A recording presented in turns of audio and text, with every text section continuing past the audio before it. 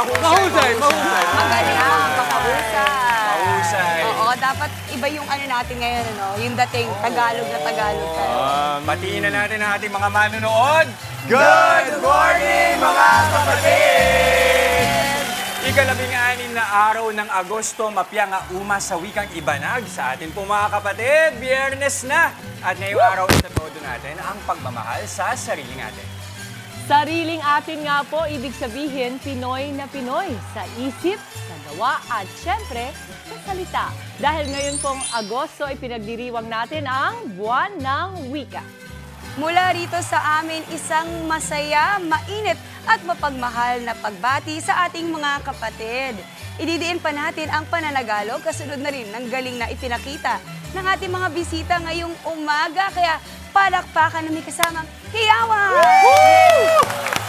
Excited ako sa'yo. Dahil para sa akin, din na din, no? Kasi, mga kapatid, ang hamon sa akin ng mga producers natin na ngayong araw, pipilitin ko na magsalita na hindi magsalita ng English. Oo. Producers Pero pa yung hamon ko sa inyo, subukan nyo rin, na walang salitang hiram. O ano, salumpwet, gagamitin mo ba yung salumpwet? Anyway, maligayang buwan Alam niya ang salumpwet.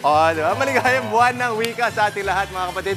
Kasing ligaya ng pagsasayaw ng ating mga bisita ng balse o ipag-umanhin dahil ito na ipagpaumanhin dahil ito ang nasusulat na waltz, di ba? Waltz.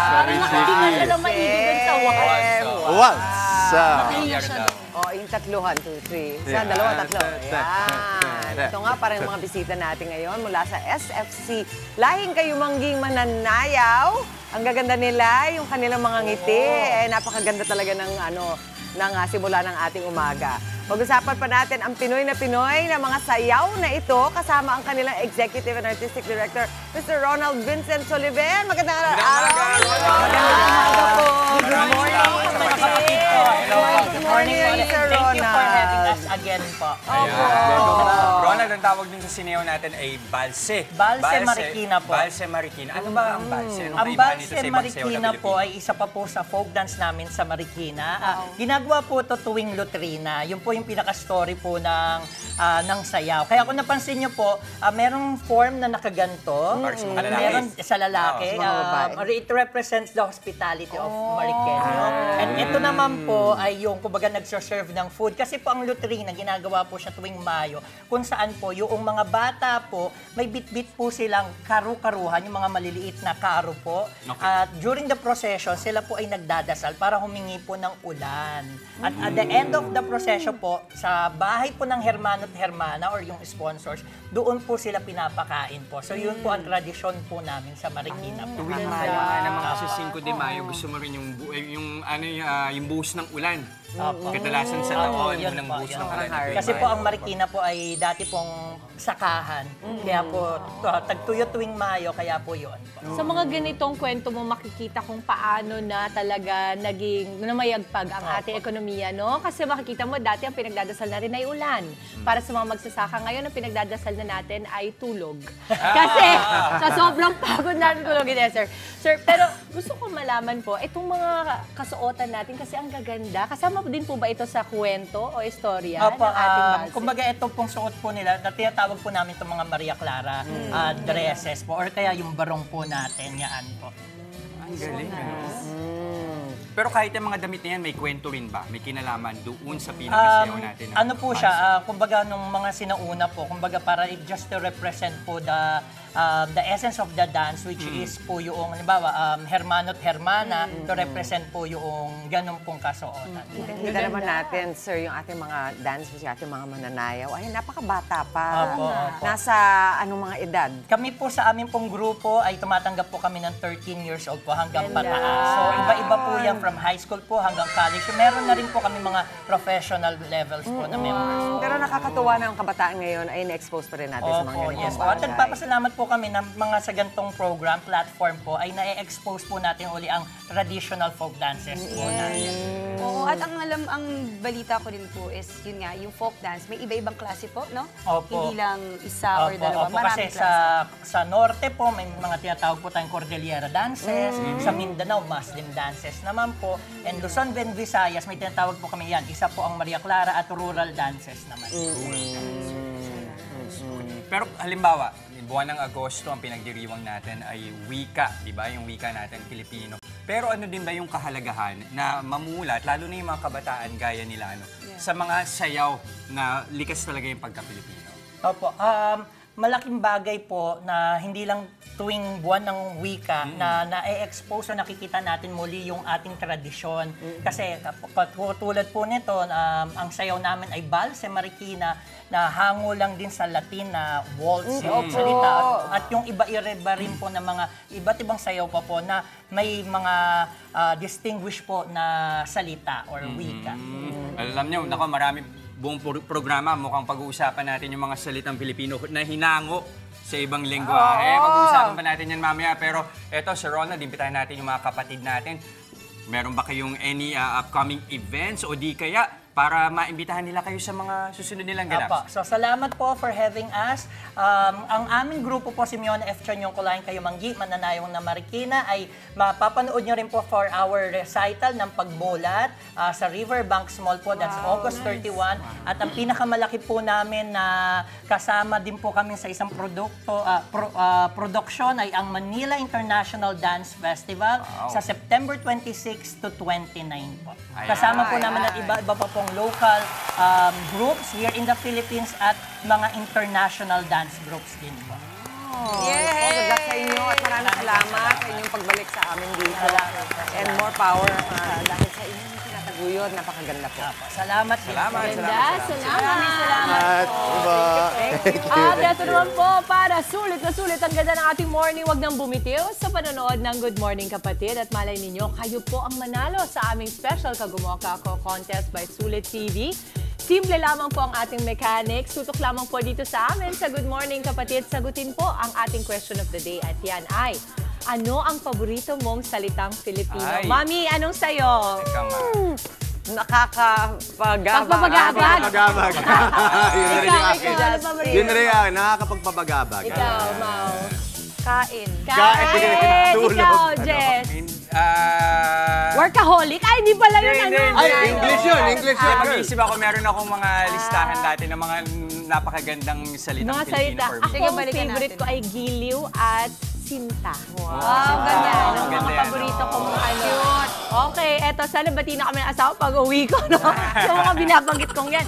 Eto, ang inyong pong sagot, ipadala sa aming Facebook page with your selfie habang nanonood po ng aming programa. Siyempre, pang mas pamalakas ang sagot, mas wagi po ang dalawang sagot aming mapipili. Babasahin namin sa pagtatapos ng show at winner pa po nitong tig-isang Sulit TV powered by TV5 para sa sulit na panonood, mga kapatid. Kaya naman kagumo ka. Ano pang hinihintay natin? Go, selfie at sagot na. At ito naman mga kapatid, marami pa po kaming hinanda para sa inyong agahan. Tulad na lang nito, patutunayan natin na totoong may pera sa basura.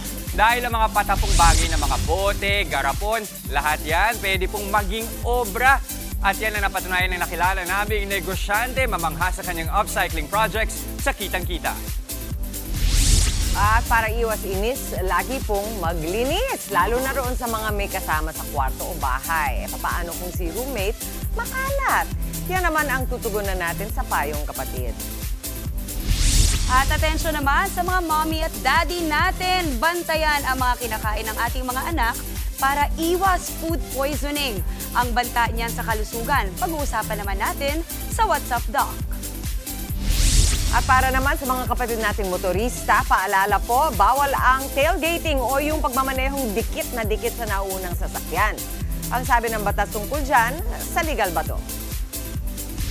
At ngayong buwan, ipinagdiriwang natin ang buwan ng wika. Kasabay niyan, bigyan natin naman ng pansin itong mga umuusbong ng mga bagong salita ng mga kapatid nating Gen Z at Gen Alpha. Ang kahalagahan nito sa pag-unlad pa ng ating wika, pag-uusapan natin kasama ang Komisyon sa Wikang Pilipino. Kami talagang mga Gen Alpha. Mga Gen Alpha, di ba? Gen Alpha? Bata mo. Sige, Gen Z na lang ako. Iba talagang Skibidi Riz mo, Jess, no? Kasunod naman yan, magkakasubukan na naman tayo sa galing sa mga salita. Pabilisan sa hulaan. Ulit tayo sa... Hulaan. Ulit tayo sa neologismo, mga kapatid. Abangan yan sa ating palarong Pampasaya. At eto, para sa ating mga pinamahal na kapatid na Team Bahay, join na rin kayo sa saya ng aming daily palaro. Sinong bet nyo today? Team Dimples! Bakit daw pwede natin linawin bilang hulaan daw ng wikang Pilipino kung sino daw muna yung magti-teammates? Tignan natin ha. Team Dimples o Team Justin? Ganito, bigay ko na sa'yo. Total, 3-1 na eh. Sabi mo yan ha? Sabi mo yan At saka yung nagbabakawan na sabi mo ha. Sabi mo yan. Promise yan ha? Okay. I-comment nyo lang yung bet with your location sa aming Facebook Live at mamaya pipili kami ng isang maswerte kapatid viewer na nakahula kung sino ang panalo sa aming palaro. Team Dimples o Team Justin. At syempre, winner yan ng instant 500 pesos worth of load. Ano po ulit, sir? Team Sabi ko, sir, kanino ka? Team Dimples, Team Justin. Sabi sa inyo po. Malamang! Good Bigyan niya. Good job. Ano? Sana tanungin mo yung katabi mo. Sino kayong team ka? Team Dimples, team ka? Team mo. Nahirapan siya, hindi ikaw. Na-pressure siya. Team Dimples na lang, Team Dimples. Talaga. Tuloy-tuloy lang ang magdudong mga kapatid. Magbabalik ang inyong paboritong kasala sa umaga. Good morning, kapatid!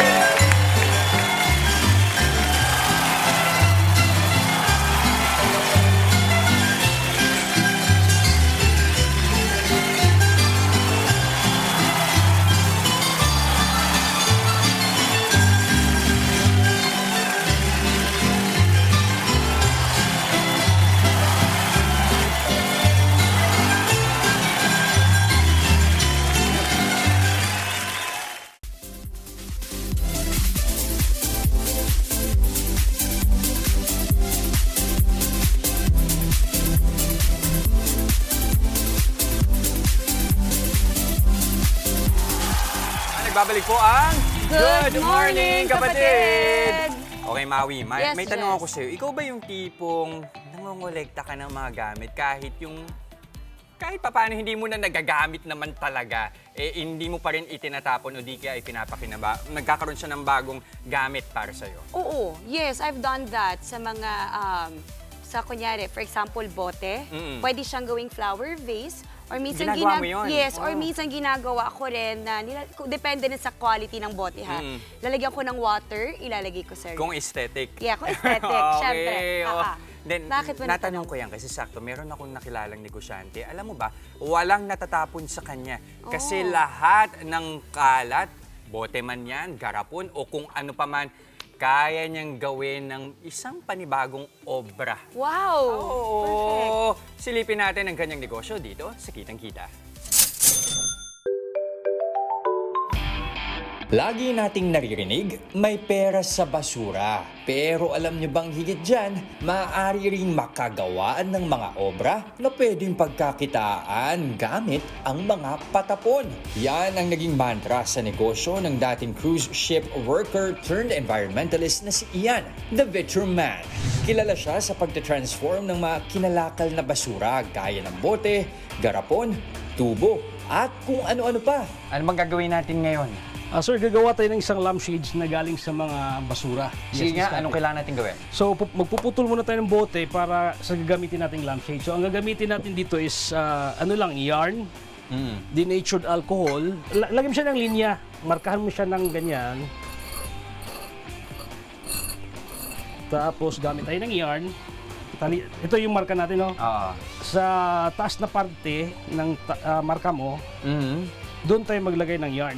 Bali, dalawang ikot lang ang yarn, sir. Ganyan. Okay. And after nyan, alcohol. Yes, sir. Alcohol. Yan. Sige, itaas mo lang, sir. Incline mo lang ganyan. Sige. Okay, may konting init. Sige, pero... sir. Pwede na siguro yan, sir. Mainit na yan, eh. I-ano sa water. Yes, water natin? Yes, po. Marinig yung click yan. Yun! Ayun! Perfect. Tapos itaas mo, sir. Nag-crack siya. Tapos, tingnan mo lang ganyan. Ay, ang galing. So, ang bubuhay, sir, is very simple lang na lampshades. Okay. Gamit ang pinutol natin. Makamano ko yung daliri mo. Hindi, okay lang. Ano pa naman to? Electrical? Yes, sir. Electrical. Kaya may gagamit tayo ng wire protector sa mga Okay. sa mga corners niya. Tapos yan, i-center lang na ganyan. Tapos pahila lang ng wire, sir. Tapos yan, ikutin na natin ulit. Tapos may lagay tayo ng switch tsaka plug.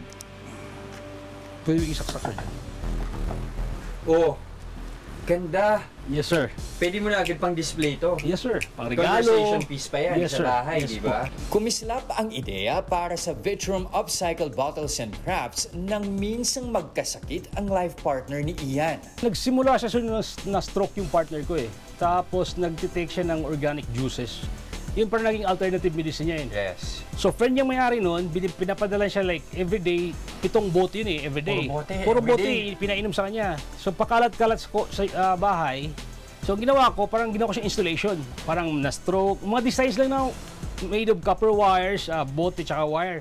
Hanggang sa isang kaibigang environmentalist ang nagtulak kay Ian na gawing lampshade ang mga naiipon na bote. At nang manalasa ang bagyong Yolanda, ang Vitrum ang naging business proposal niya para sa Spark Project, isang komunidad na sumusuporta sa mga maliliit at nagsisimulang mga negosyante. Magkano nakuha niyo from this Nag-raise project? lang kami ng parang 40,000 pero umabot Uy, siya. mababa rin yun, ha? Sobrang baba lang kasi takot kami, hindi namin alam i-accept ba ni market ang ano namin, i-product namin. 40,000 umabot ng 60,000 natin 60,000, na-raise namin. okay. For 2 months, a month. At dito na nga pumatok ang mga unique at handcrafted eco lamps ni Ian. Sa halagang 1,000 hanggang 3,500 pesos, mabibili mo na ang mga upcycled kalakal finds. Bakit mahalaga sa inyo na siguraduhin na yung mga materials ninyo are really repurposed materials? Pinakamalaking problema natin ngayon is more on sa climate change. Halimbawa, itong mga gamit namin galing talaga sa junk shop kasi para lang ma-lessen yung carbon footprint namin. Siguro sa masasabi ko lang, parang tulong namin to sa environment saka sa as a whole na eh. Sa pamamagitan ng Vitrum, hangad ni Ian na sa kanyang munting negosyo ay maka-impluwensya ng mas marami pang upcyclers na tutulong sa kalikasan. Sa pagninegosyo, kailangan may alam ka, pag-aralan mo yung gagawin mo. May mga bala ka bago mo gagawin. Ayaw kung yung gagawa ka lang tapos meron ka mapakita, ganun tapos na yan. Kailangan maganda yung result mo. At least galing siya sa basura, maganda naman na naging resulta. Bigyan mo ng time talaga.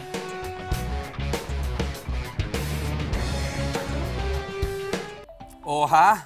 Ang Ang ganda. resulta ng gawa namin. Ang galing. Sa saglit lang yung ginawa, Oo, at saka alam mong dating niya sa akin, very vintage also, no? Oo. Sa totoo lang, maraming kumukuha sa kanya mga restaurant din. Na kumukuha ng mga design niya, mga pailaw, ganito. Kasi perfect para sa mga bar. Di ba? Yes. Tsaka natuwa ako, ganun pala yung process nun para i-crack mo yung Yes, bote. may alcohol involved na kaunti. Oo, tas mainit na mainit na tubig. Saka Tapos- siya magka-crack. Pero pag ganun, every time ba just perfect daw yung pagka-crack niya? Medyo isusmoothan mo pa. Okay. Pero more or less perfect na yun. Oo, hindi Saka naman ako siya- yung gumawa, so it's really Oh, perfect. wow. Wow. Iba din. Sana hindi ko na lang tinanong.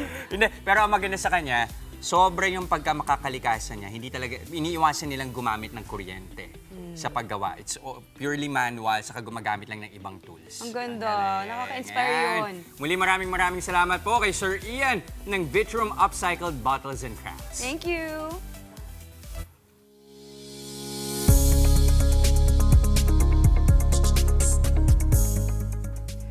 Kapag tagtipid at walang budget para mag-solo living, practical na mag-bed space muna o maghanap ng kahati sa renta. Pero paano kung sakit pala ng ulo ang hatid ng iyong roomie? Yan ang problemang idinulog sa atin sa Payong Kapatid. Ang sabi ng ating letter sender, Dear Chiki, ako si Renzel, 25 years old. Kasama ko sa bahay ang college best friend ko. Wala naman kaming problema sa hatian ng bills dahil pareho kaming may magandang trabaho. Pero napapansin ko na hindi siya masinop sa bahay. Tuwing uuwi ako galing trabaho, nakatambak ang maruming hugasin sa lababo namin. Pati sariling damit niya hindi niya matiklop at mailagay sa cabinet. Kahit pagod ako sa trabaho at biyahe, napipilitan akong saluhin siya sa mga gawaing bahay. Sinubukan ko siyang kausapin ng maayos pero wala pa rin nangyari. Ayos lang po ba kung lumipat na lang ako ng ibang apartment nang hindi siya kasama? Nagmamahal, Renzel K. Renzel! Nako, parang ang dami niyo siguro mga ganyan, ano? Yung mga bata ngayon talagang upwardly mobile, naghahanap na gusto nilang nakasolo, pero kailangan ko minsan may roommate.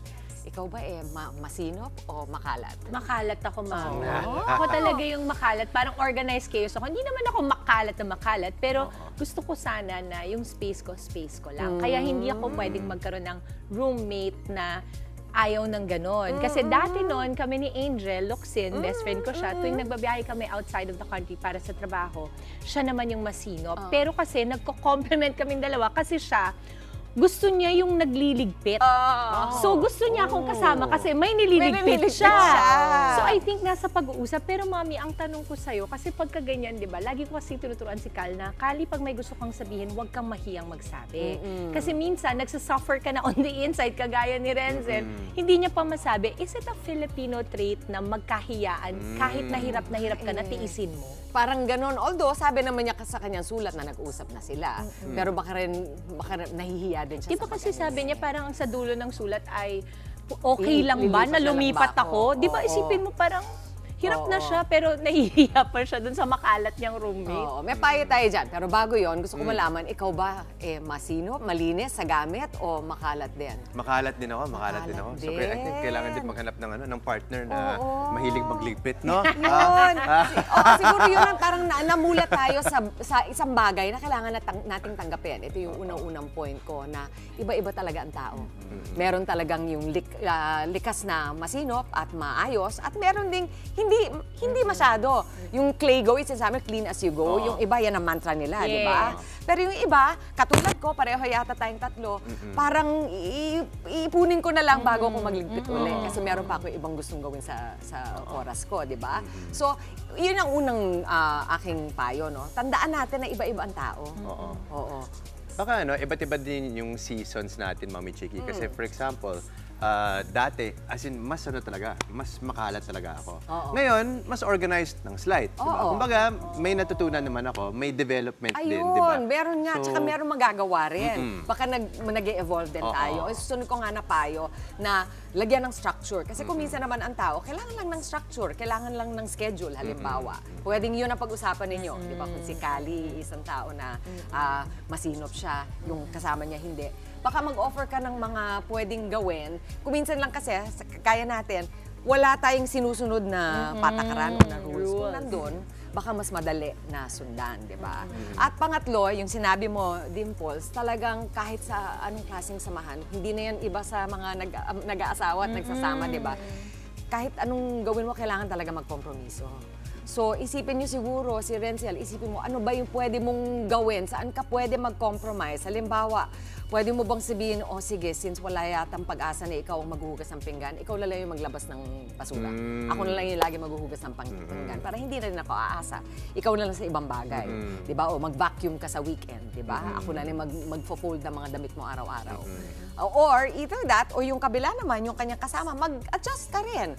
Nakikita ko nahihirapan ka, Renzel, sige, sisikapin ko na kahit every other day, sanay na every day na sisiguraduhin ko na magpo-fold ako ng mga gamit ko kasi inaalala kita. So, parang yun lang, kailangan lang talaga ng compromise. At the end of the day, kung talaga hindi kaya, hindi naman kayo kasal, meron ka naman ding freedom, Renzel, na maghanap na rin ng mas mabagay sa iyo. Na respeto lang dahil iba-iba nga talaga ang tao. Tama. Thank you, Renzel. Maraming salamat sa iyong sulat. At sana meron kayong napulot kahit konti. At ito naman, mamaya lang, tamang paggamit ng wikang Pilipino at ang trending na mga bagong salita ngayon, bibigyang linaw yan sa atin ng taga-pangulo ng Komisyon sa Wikang Pilipino, si Arthur Casanova. Kasama po natin mamaya. At sa legal ba to, alamin naman po ang sinasabi ng batas tungkol sa tailgating o yung pagmamanehong dikit na dikit sa nauunang sasakyan. At sa What's Up, Doc, ano nga bang dapat gawin kapag sumama, di ba, ang iyong tiyan dahil sa food poisoning? Abangan natin yan mamaya. Huwag kayong aalis, magbabalik pa rin ang inyong paboritong morning kasalo, ang Good Morning Kapatid!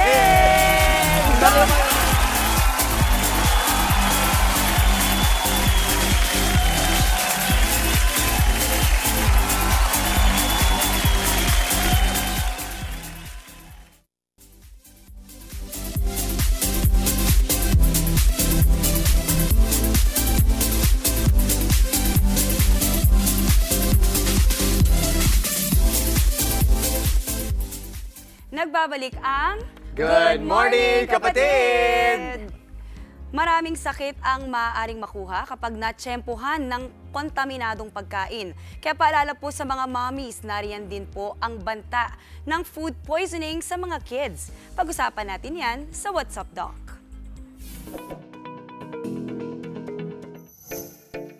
Kasiyahan para sa mga magulang ang makitang magana sa pagkain ang kanilang chikiting.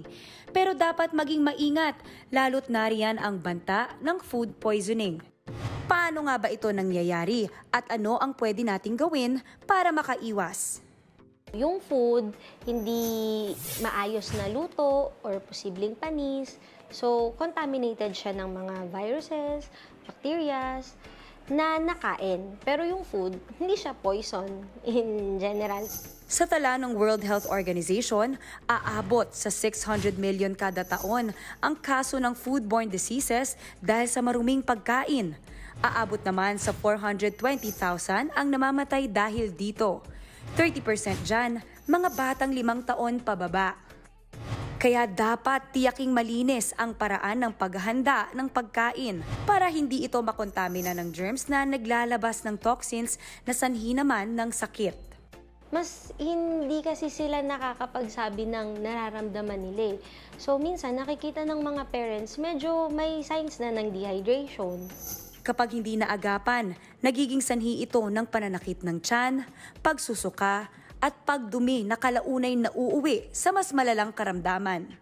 Pag hindi natin na-replace lahat ng losses nila, posible siyang mag-result sa dehydration ng bata. And kapag hindi naagapan yun, bababa yung volume ng fluids nila sa katawan, posible niyang ikamatay. Dapat alam ng mga magulang ang paunang lunas sa food poisoning. Pwede po kayong mag-provide ng Oresol sa baby. So, pwede tayong bumili or pwede tayong gumawa ng homemade na ORS. Mali rin daw ang pag-self-medicate ng mga gamot na magpapatigil ng pagsusuka o pagdudumi ng mga batang na food poison.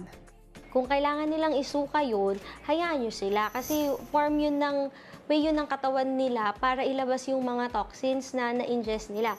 Doble-dobleng pag-iingat ang kinakailangan sa pagpapakain sa ating mga anak. Tandaan na ang sakit ng sikmura, kadalasan ramdam at nagpapahirap sa buong katawan. Ayan, kaya extra ingat po tayo at marami na naman tayong natutunan dito sa What's Up, Doc. Kaya thank you so much again, Dr. Jaisal Ann Cortez. Maraming salamat. Sa mga motorista namang pasaway na mahilig magmaneho ng dikit na dikit sa naunang sasakyan o yung tinatawag na tailgating, itigil nyo na po ang ganyang gawain para iwas banggaan. Yan ang isyung tatalakayin ni Attorney Buko sa Legal ba to? Attorney, nakabangga ako dahil may biglang huminto na kotse sa harapan ko. Tailgating daw ang ginawa ko. Legal ba to? Hindi po yan legal. Sa banggaan ng mga sasakyan, ang may pananagutan ay ang sasakyan na bumangga. Karaniwan, ito ang sasakyan na nasa likuran dahil siya ang may huling pagkakataong umiwas o magpreno. Ito ang tinatawag na doctrine of last clear chance. Hindi magagamit na depensa ng driver na bigla umanong huminto ang sasakyan sa unahan niya dahil hindi dapat nakadikit ang iyong sasakyan sa likod ng sasakyan na iyong sinusundan. Yan ang tailgating at labagyan sa ating batas trapiko. Dapat ay may sapat na distansya sa pagitan ng inyong mga sasakyan na yung tinatawag na braking distance upang maiwasan ang banggaan at aksidente. Kaya kapag nabangga mo ang sasakyan na iyong sinusundan, ang presumption ng batas ay dahil ito sa iyong negligence o kapabayaan. Kaya, ikaw ang may pananagutan. Kung kayo po ay may nais ikonsulta sa inyong lingkod, i-follow lang ang Facebook page ng Good Morning Kapatid. Mangyaring i-private message po ninyo sa akin ang inyong mga katanungan. Maraming salamat.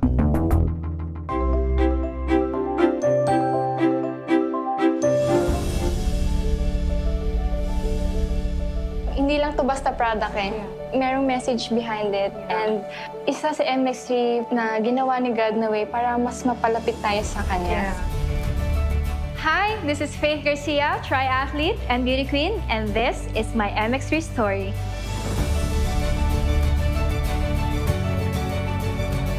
Faith, so good to see you again. Let's begin the conversation. Can you share with us how MX3 impacted your life? Ako kasi ate, parang pag may mga endorsements ako, gusto ko talaga yung full trust ko doon sa brand. So MX3 talaga, since 2017 until now, naniniwala ako dito sa product na to. At balita ko, favorite mo ang mangosteen. Any fruit ate, favorite ko. Pero isa yung mangosteen talaga sa pinaka gusto kong kainin palagi. Important sa akin talaga na alagaan ko yung sarili ko kasi hindi mo na maiiwasan mapagod kasi busy talaga ang schedules. So natutulungan talaga ako ng MX3 na mabawasan yung stress physically and dahil sa antioxidants na meron siya, malaking tulong siya sa akin. So kaya ko na-achieve yung mga na-achieve ko like sa sports in general dahil sa MX3. Iba yung feeling ko pag nakakapag-take ako ng MX3 at hindi. Dahil sa MX3, alaga ka! Okay mga kapatid, mamaya alamin natin ang katumbas ng ilang salitang Gen Z at Gen Alpha. Makakausap natin live ang tagapangulo ng Komisyon sa Wikang Pilipino, Arthur Casanova. Sa ating pagbabalik, abangan ang naging paglayag ni Jester sa Mexican training vessel. Ang eksklusibong pasilip sa ilang bahagi ng barko, ibibida natin maya-maya lang. At sa aming pagbabalik, Kaloy Yulo fever pa rin tayo. Kaya nga kahit ako, nasubok ang flexibility sa gymnastics. Abangan ang experience na yan sa trip ni Maui. Wag kayong alas, magbabalik pa rin ang inyong paboritong morning kasalo ang... Good morning, kapatid!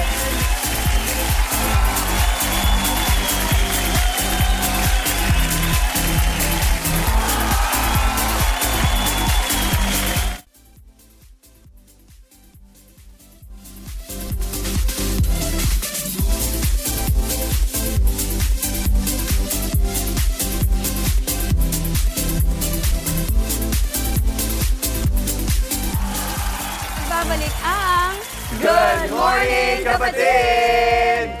Kasunod ng pagkakapanalo natin sa gymnastics sa Olympics, bumuhos ang interes dito ng ating mga kapatid.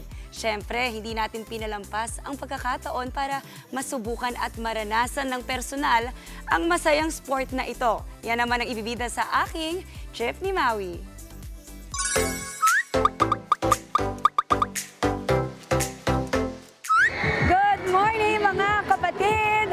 Ayan na nga, hindi pa tayo nakaka-get over sa pagkapanalo ng mga ating atleta sa Paris Olympics.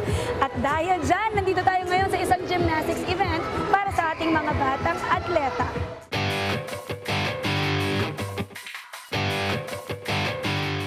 Ang cute at ang gagaling ng mga bagets. Talagang nakakabilib. Isa na nga dito si Aviel na pambato natin sa palarong pambansa. Aviel, good morning. Kwentuhan mo naman kami sa experience mo sa palarong pambansa. Nanalo po ako ng 3 silver for individual all-around sa beam po at saka sa floor. And nanalo din po ako ng 2 golds po para sa team champion and sa vault po. Then 1 bronze po sa bars po. Palagi ko pong tinatandaan yung 2 big W's po na if you want it, you win it po. Ayan, saktong-sakto. Nandito pala ang mga ka-age bracket ko. Ay, ka-height bracket pala.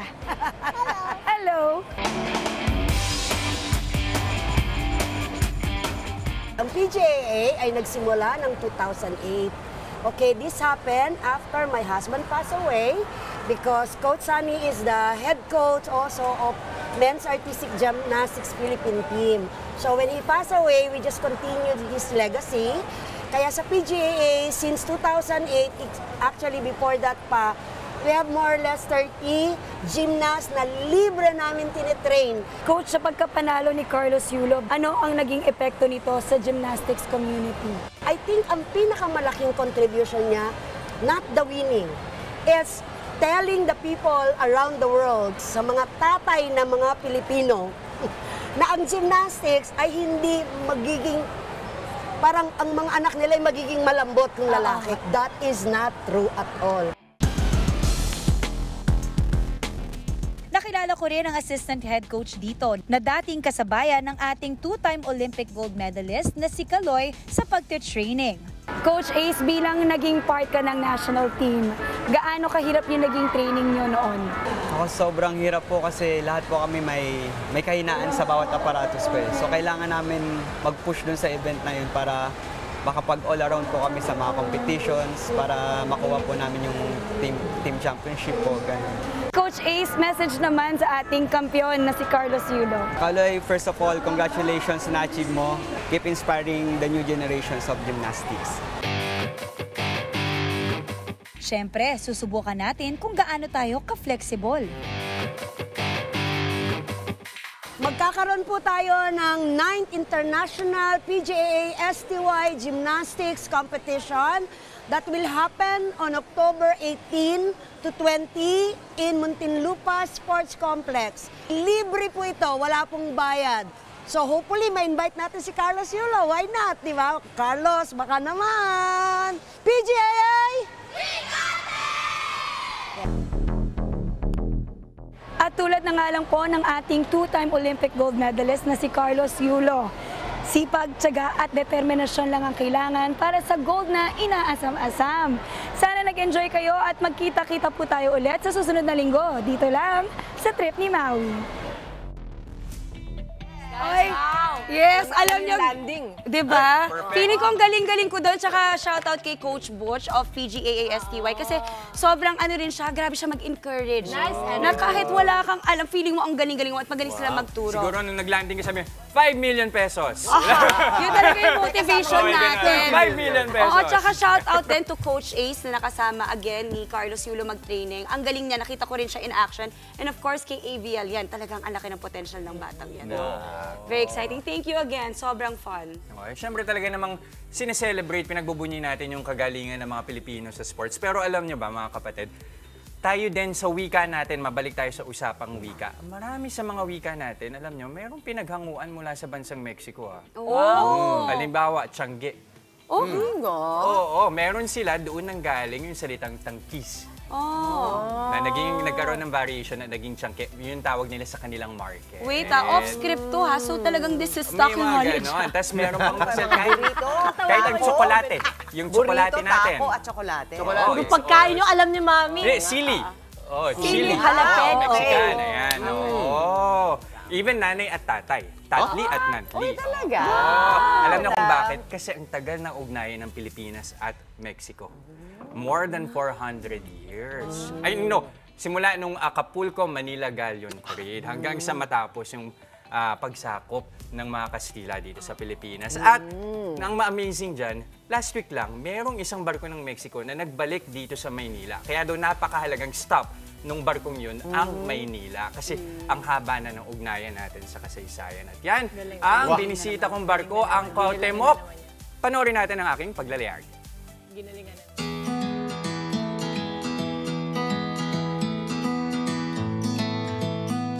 Alam niyo ba mga kapatid, naging napakalaki ng papel ng Pilipinas sa pagkonekta ng Asya sa mga bansa sa kanluran dahil yan sa tinatawag na Manila-Acapulco Galleon Trade kung saan nakikipagkalakaran tayo sa bansang Mexico. At matapos ang 400 taon, may nagbabalik ulit na barko ng Mexico dito sa Maynila. Tara, bisitahin natin. Let's go!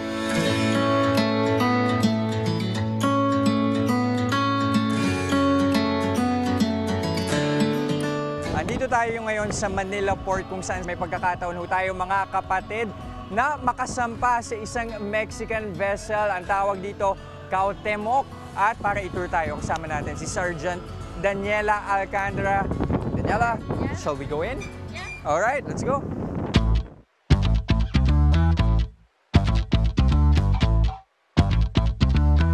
First up, quarter deck. Sa bahaging ito ng barko, makikita at pwedeng i-navigate ang tinatawag na ship's helm o steering wheel. Oras na para maglayag. Is there like a specific command that you say? Like a specific word the captain says? In Spanish, we say timonel. Timonel? Cae al rumbo 080, por ejemplo. Wala akong nakuha. Layag na tayo, let's go! At para sa ating complete experience, inakyat din natin ang itaas ng barko. Nandito ang 43 meters na mast o yung suporta sa layag ng barko na napakabilis lang na inaakyat ng mga miyembro ng Mexican Navy. 2 minutes? Just go. I think that would take me around 20 minutes. Times 10. Pagbaba pa nga lang ng deck, struggle na. Ngayon pa talaga tayo nagsuot ng masikip na pantalon. Ngayon pa talaga.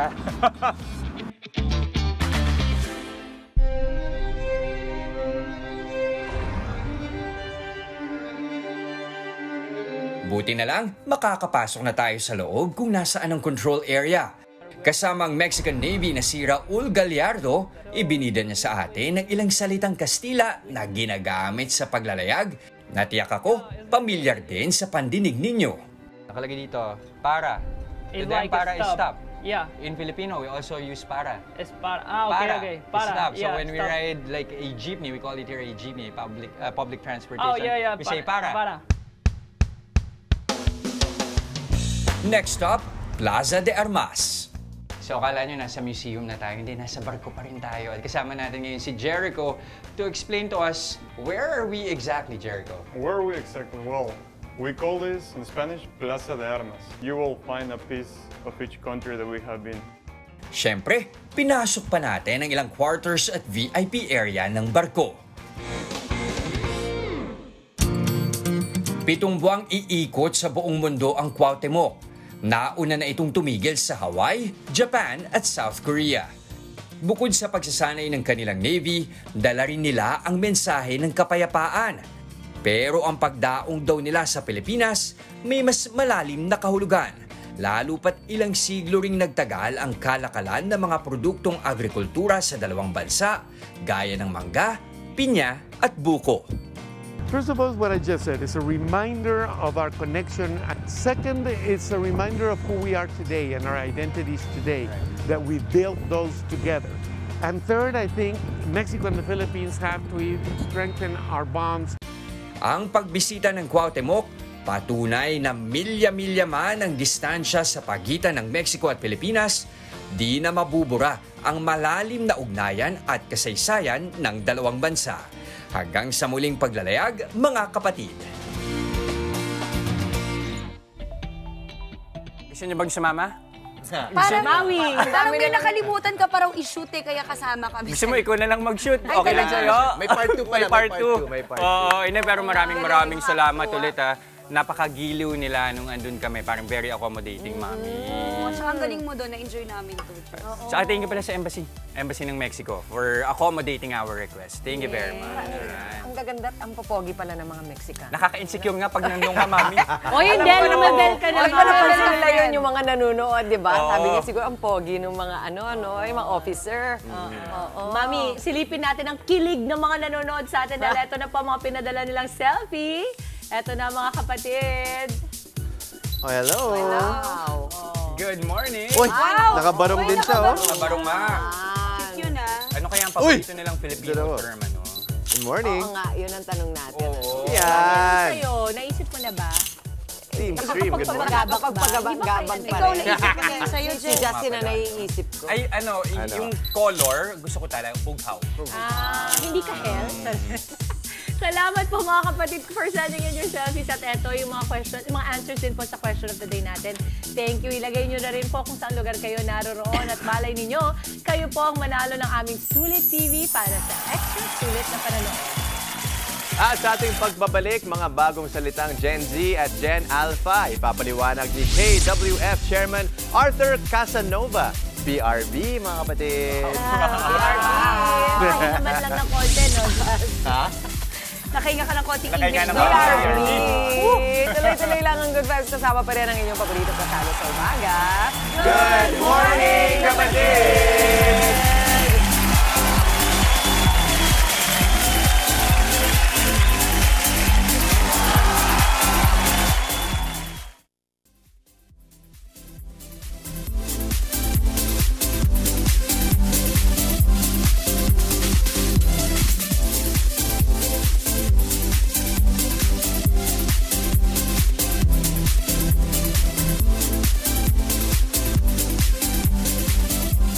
Nagbabalik po ang Good Morning Kapatid. Ito, for the go, Kalurky Bells, Tamporado, Lot and Friends. Nako, ilan lamang yan sa mga bagong salitang umuusbong ngayon mula sa Gen Z at Gen Alpha. Ngayong buwan ng wika, paano nga ba nagbabago ang ating wika? Alamin natin yan. Live na live kasama ang tagapangulo ng komisyon sa yan tuloy, sa wikang Pilipino. Arthur Casanova, mga kapatid. Magandang umaga, Chairman. Good morning. Gandang umaga. Chairman, umpisahan ko na po. Maraming salamat sa pagpapaunlak nyo sa aming imbitasyon. Nandito po kayo. Apaka-importante, sir. Paano po ba ninyo kumbaga parating sa mga kabataan kagaya ng mga Gen Z ngayon, Gen Alpha, ang importansya ng pagiging maalam at paggamit ng wikang Filipino? Alam niyo, ang buwan ng Agosto ay pinagdiriwang natin bilang buwan ng wikang pambansa. At ang Komisyon sa Wikang Filipino po ay may mga nakahandang mga gawain na mga patimpalak at marami po tayong mga lektura na ginagawa po linggo-linggo. At sa buong kapuluan po ay meron tayong mga sentro ng wika at kultura na nakabase sa mga state universities at colleges. Itong mga sentro ng wika at kultura ay nagdiriwang din po ng kanilang buwan ng wikang pambansa. Ngunit nakapokus hindi lamang po sa ating wikang pambansang Filipino, kundi maging sa mga katutubong wika. Dahil ang mandato po ng Komisyon sa Wikang Pilipino ay ang mag-ugnay, mag-aral, manaliksik ng mga wika, no?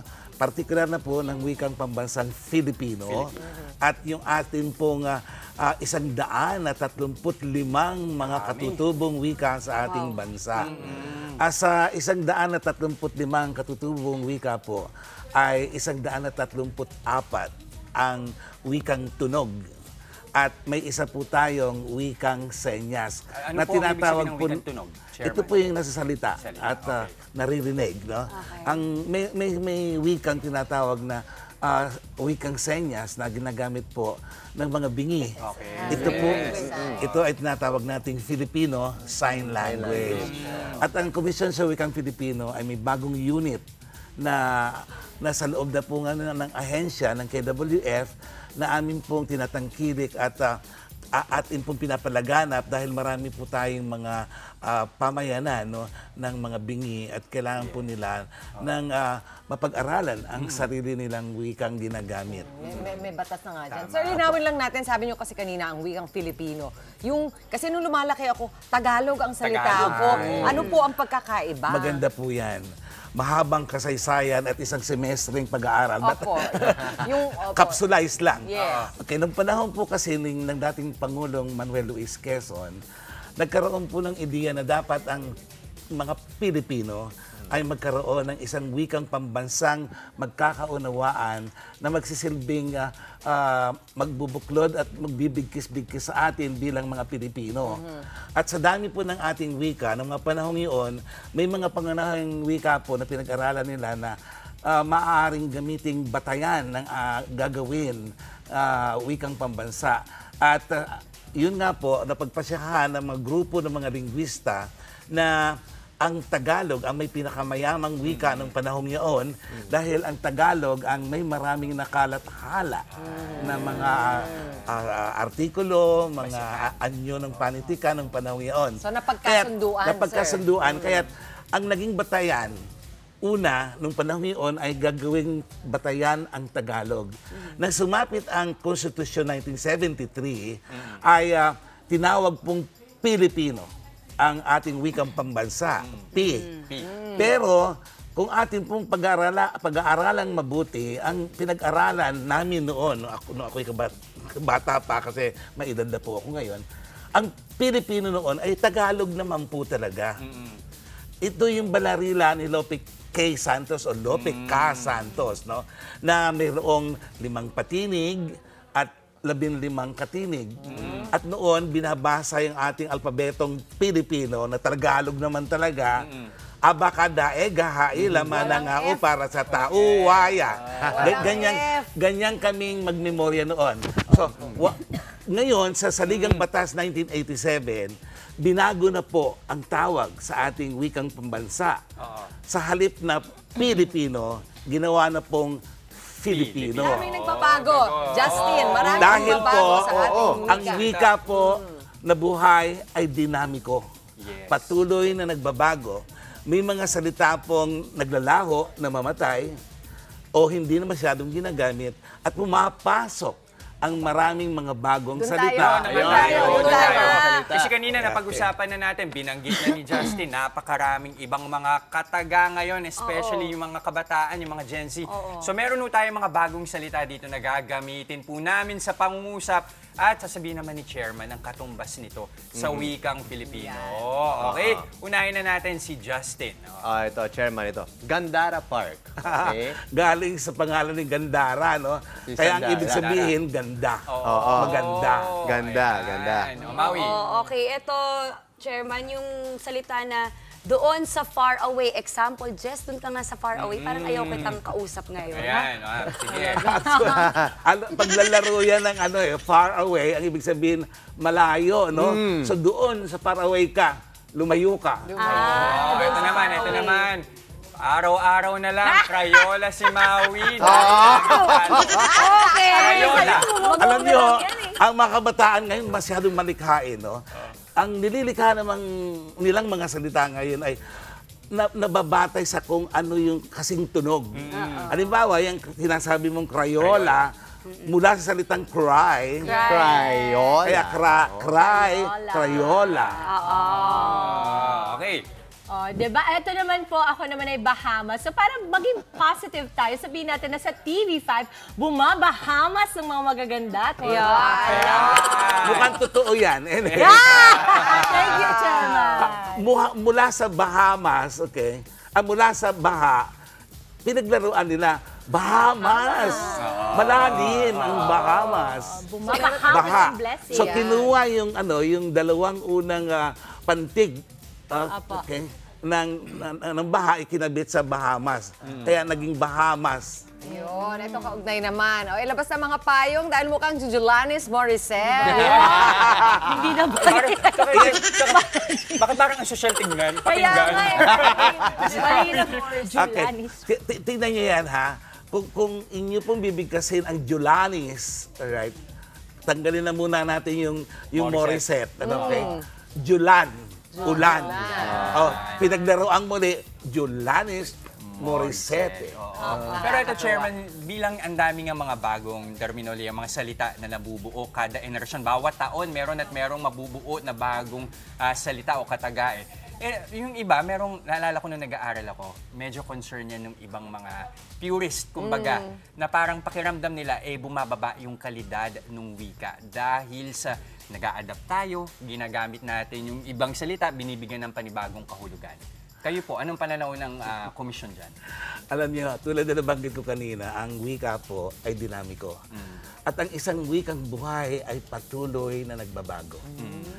Sa bawat panahon, may mga pumapasok na mga salita, at yung mga salitang yan ay ang mga tagapagsalita ng wika ang magsasabi na ito gamitin natin ngayon, pero ito po ating tandaan, no, na maaaring ito po ay sandali lamang, maglalaho din, maaaring manatili, at kapag manatili sa mahabang panahon, nagiging bahagi ng ating bokabularyong Filipino. Ito po ay isang paraan ng paglinang o pagpapaunlad ng ating wikang pambansang Filipino. Kasi nais natin tanggalin yung ang tawag niyo dyan, stigma na sa loob ng mahabang panahon ang sinasabi nila na ang wikang pambansa ay Tagalog. Kaya pag pumunta ka ng Cebu, ay hindi kami kasama dyan, Tagalog lang yan. Kasi nga naman, Tagalog naman talaga ang pinagbatayan. Maging ang ating wikang pambansang Filipino ngayon, nasa gitna po, nasa ubod ng ating pambansang wika ang Tagalog. At ito po ay nililinang natin, pinayayabong, pinayayaman sa pamamagitan ng prosesong tinatawag nating pagiging inklusibo o inclusivity. Ano po ang ginagawa ng Komisyon sa Wikang Filipino ngayon? Kami po ay nangungulekta ng mga korpus ng mga salita. Buhat sa iba't ibang makatutubong wika At ito po ay sinasanib natin sa ating wikang pambansa. Kaya kung ito po ang ating wikang pambansa ngayon, na malaking bahagi o ang pinakaubod nito ay Tagalog, pag pumasok po halimbawa yung mga salita buhat sa iba't ibang mga katutubong wika, yayaman po yan, yayabong, at darating ang panahon ng ibang kababayan natin na mga hindi Tagalog ay sasabihin nilang, pambansang wika namin yan, sapagkat ang wikang pambansang Filipino ay ang simbolo ng ating pagka-Pilipino. Through the fire naman. Through the fire! Through the fire! Ayan, Maraming salamat, Chairman. Thank you very much. At abangan po namin ang inyong mga iba-ibang activities. Sundan po natin sa merong pong Facebook page or pwede... Meron po, meron. Opo, para malaman natin ang lahat ng inyong mga gagawin. At ito na nga po, last day na nga ng work week. Ang bilis naman, ano? Siyempre, hindi makukumpleto ang ating morning kulitan kung wala ang... Palarong Pampasaya! At ngayong umaga, susubukan naman natin ang galing ng ating players pagdating sa neologism. Ito sa mo ha, para sa mechanics, panoorin niyo po ito. Palarong Pampasaya. Neologismo mismo ang mechanics, huling araw na ng pasiklaban ng Team Dimples at Team Justin. May mga lalabas na neologismong salita o grupo ng mga salita sa screen. Kailangan lang hulaan ng players kung ano ang ibig sabihin ng mga salitang ito. Paramihan ng tamang sagot ang team sa loob ng 1 minuto.